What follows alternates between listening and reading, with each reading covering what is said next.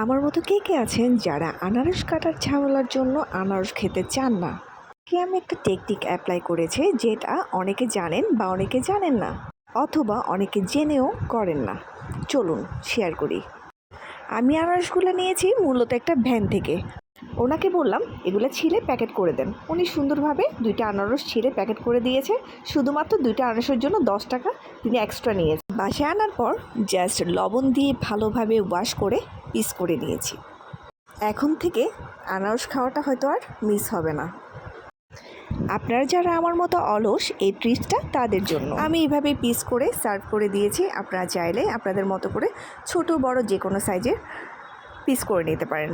বাকি আনারসটাকেও আমি সেম প্রসেসে পিস করার পর ফ্রিজে এভাবে করে বক্সের মধ্যে রেখে দিয়েছি, যেন অন্যান্য খাবারের মধ্যে আনারসের গন্ধটা ঢুকে না যায়। যখন ইচ্ছে হবে তখন ইনস্ট্যান্ট ফ্রেশ জুস করে খেতে পারবো।